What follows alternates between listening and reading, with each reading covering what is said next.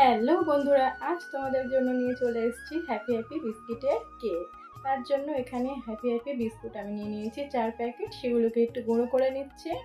আর তোমাদের মিক্সি থাকলে মিক্সিতে করে নিও। তার মধ্যে দিয়ে দিলাম 2 চামচ পরিমাণে গুঁড়ো চিনি। তোমরা চাইলে যদি মিষ্টি কম পছন্দ করো চিনিটাকে অ্যাভয়েড করতে পারো, তো আমি একটু মিষ্টি করতে চাইছিলাম, সেই জন্য 2 চামচ চিনি এখানে অ্যাড করলাম। করে দুধ দিয়ে আমরা ব্যাটারটাকে তৈরি করে নিচ্ছি। আর সর্বশেষে এখানে দিয়ে দিলাম ইনো।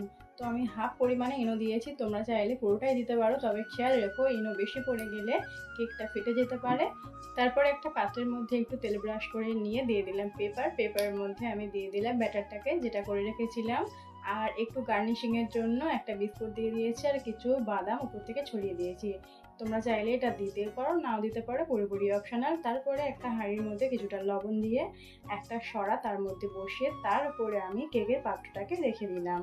তো দেখো কেকটা আমাদের পুরোপুরি রেডি। আর তোমরা যদি দেখতে চাও যে কেকটা হয়ে গেছে কি কাঁচা আছে, একটা স্টিক নেবে, নিয়ে কেকের মধ্যে একটু গিঁথে দেখতে পারো যে কেকটা হয়ে গেছে নাকি বাকি আছে।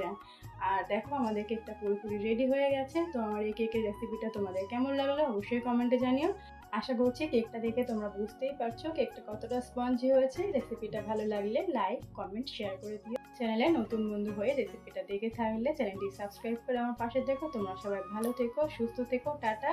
এরকম আরও রেসিপি পেতে আমাকে অবশ্যই সাবস্ক্রাইব করো।